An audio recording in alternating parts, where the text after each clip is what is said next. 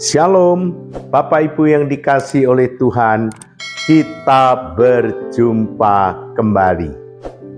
Nah, pada hari ini kita akan bersama-sama memikirkan satu perkara, yaitu mengapa manusia di dalam kehidupannya dia mengalami kesedihan, kesusahan, dan kesulitan secara berlarut-larut dalam kehidupan ini.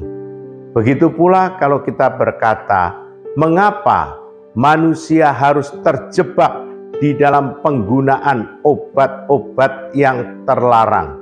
Manusia harus terjebak di dalam perzinahan. Mengapa manusia terjebak di dalam kehidupan yang najis? Mengapa manusia terjebak di dalam perkara-perkara yang jahat? Maka kalau kita meneliti, kita mengamat-amati dengan seksama, hanya satu jawabannya. Karena manusia dijajah oleh kuasa dosa dan kuasa iblis. Karena iblis dan dosa menjajah, menguasai kehidupan manusia itu sendiri, maka hawa nafsu kedagingan manusia tidak dapat diredam.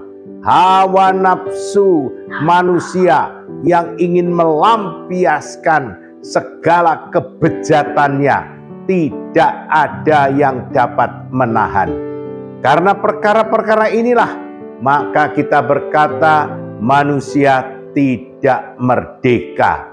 Manusia senantiasa dikuasai oleh hawa nafsu yang ditunggangi oleh kuasa iblis dan kuasa dosa. Lalu apa yang bisa kita lakukan menghadapi situasi yang seperti ini? Kita harus kembali kepada kitab suci.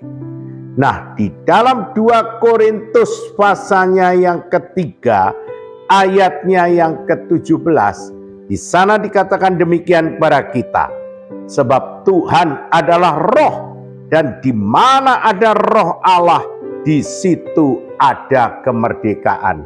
Perhatikan baik-baik saudara, di mana ada roh Allah, di situ ada kemerdekaan. Mengapa demikian? Yang pertama tentu saudara paham, manusia ini siapa yang menciptakan? Manusia ini yang menciptakan adalah Allah. Oleh karena itu, selain Allah yang mengoperasi, selain Allah yang menyembuhkan, selain Allah yang memperbaharui kehidupan kita, siapa lagi yang bisa? Dia yang menciptakan kita, Dia tahu persoalan utama kita. Dia yang menciptakan kita, Dia tahu bagaimana memperbaiki kehidupan kita. Yang kedua, mengapa mesti roh Allah? Karena yang diperbaiki, yang disembuhkan, yang disehatkan adalah hati, jiwa, dan pikiran manusia itu. Dengan kata lain, manusia tidak memiliki kemampuan, manusia tidak memiliki daya untuk menyehatkan dirinya sendiri.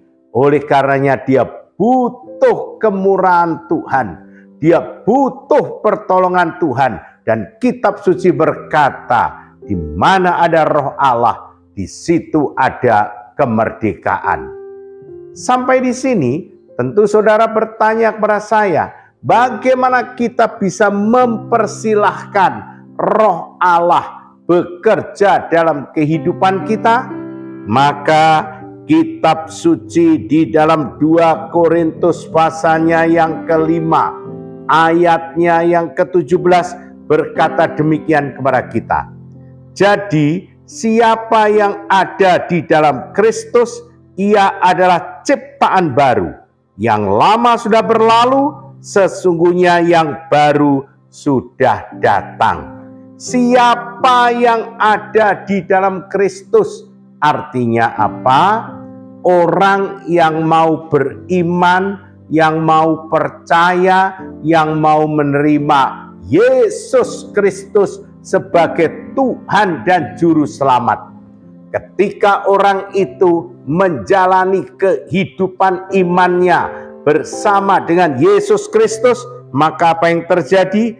Dia dikatakan adalah ciptaan baru.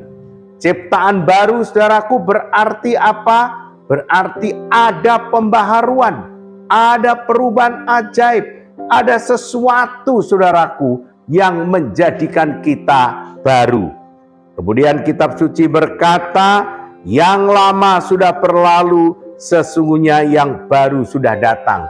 Ini adalah janji Allah bagi setiap orang yang mau percaya dan tinggal di dalam diri Yesus Kristus.